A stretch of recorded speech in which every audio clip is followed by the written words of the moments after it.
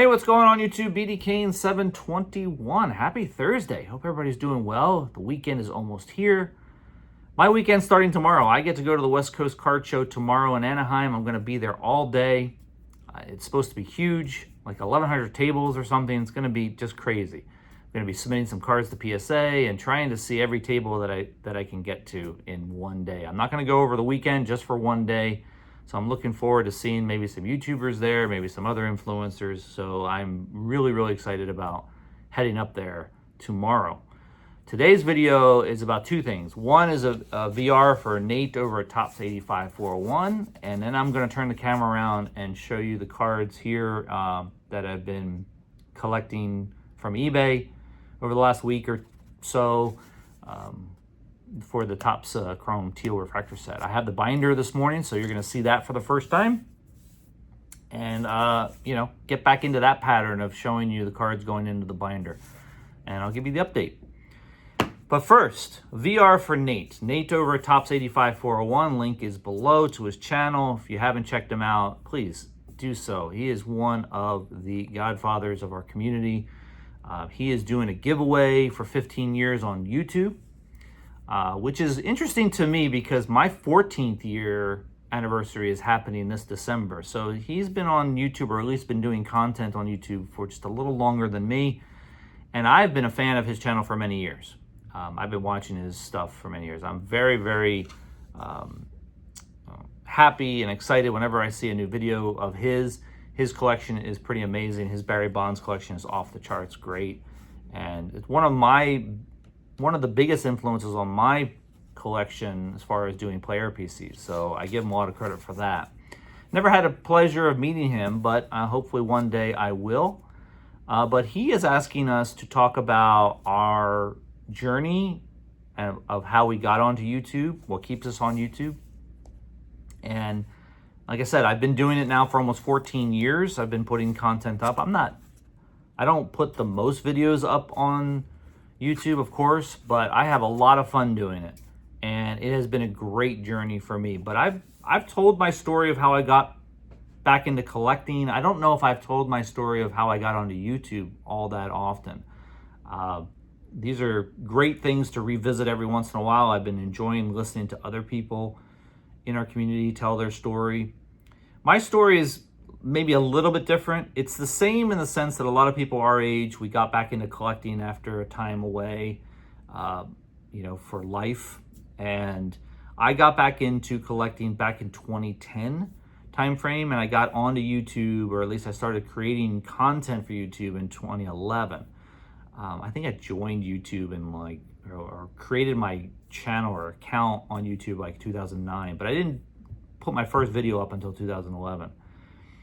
But I got back into collecting out of basically necessity, because back in 2010, I had made a job change here in California. And as many of you probably remember, there was a lot of economic concern back then with the housing market, and a lot of economies around the country started to go into recessions, and California really started to have their recession back in 2010 timeframe. I got caught up in that, unfortunately, when I made that job change, and ended up being laid off because of it. So I was unemployed for about 3 or 4 months during that year. And, my days were filled with trying to find a job, making connections, making contacts, trying to get interviews for my next position. And it got very stressful, as you can imagine. And so my wife made a suggestion to me: you need to find a hobby. And it just so happened one day I was cleaning the apartment we were living in, and came across a box that I had been carrying around with me ever since I graduated from college. My parents made me clean out, one of the closets back at my childhood home, and I took a bunch of stuff in this big box. And in that box was a 2-row shoebox full of top-loaded cards with some of those little gel cases, or jewel cases, I think they're called. Those little plastic things that just hold the cards and nothing else, just the cards. I had about 10 of those. And I started going through that, started realizing how much fun that was. You know that feeling you get, when you haven't seen some cards for a while, and you start getting that that excitement, that energy. I went out soon after that, went to Barnes & Noble, got a Beckett, started looking at prices, started learning more and more about the hobby at that time because it had changed quite a bit. I stopped collecting at the end of the 80s, and you're talking about 20 years that I missed. And so there was a lot going on that I didn't know anything about. So I started watching YouTube to try to learn. The first channel I ever watched really was Chris Justice over at Cards Infinity. I know a lot of you watch his videos. He's still even going today. I mean, it's amazing. He's still doing his thing today. But I probably watched every video that he put up on his channel for about 2 months straight. And I learned a lot just by doing that. And it got me introduced to a lot of other channels, even some people who I still have a good friendship with today, that, you know, I could probably mention 5 or 6 people that I've still watched today, that are still doing content.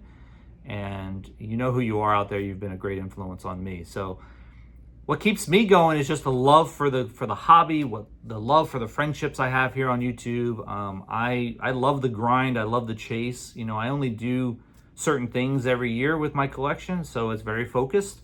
But I have fun doing it every year. And until that fun dies off, I'll continue to do it. I'm hoping to do it for a lot longer, even though I'm starting to get up there in age and starting to think about when I'm going to stop doing this.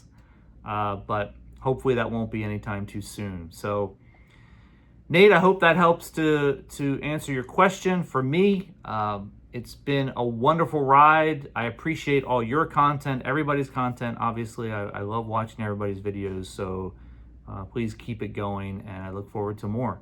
I'm going to turn the camera around and show you the update to the Teal Refractor set and give you some stats on that. And yeah, stick around. I'll be right back.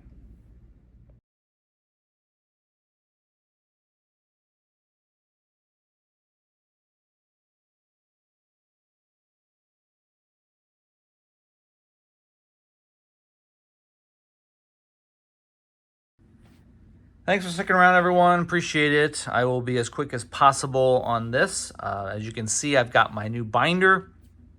Cards are already in the binder. This year's binder is blue.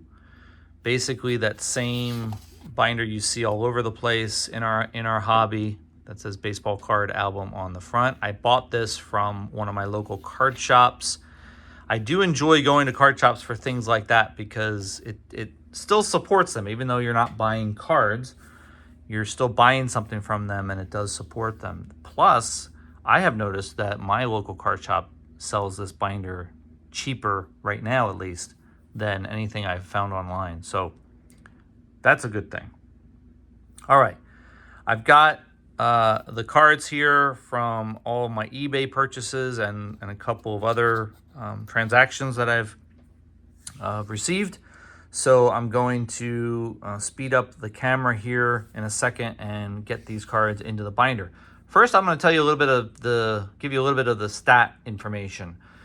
The product has been out for just a little bit more than a month. I think yesterday was a month, 4 weeks that it has been out officially.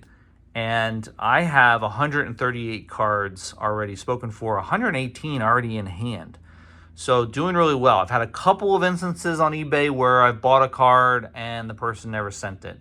Luckily for me with eBay and that process, eBay usually sides with me because there's no tracking and it doesn't show that it's been delivered, and they usually just refund me the money. And we're only talking $5, $6 at most, really, for these types of cards. So I don't think that's a real huge issue. So other than that, been doing really well. I'm averaging just a little less than $6.50 a card, which is fantastic for being just about halfway through. And that includes getting a few big cards already. Otani I have. I'm going to show you that in a second.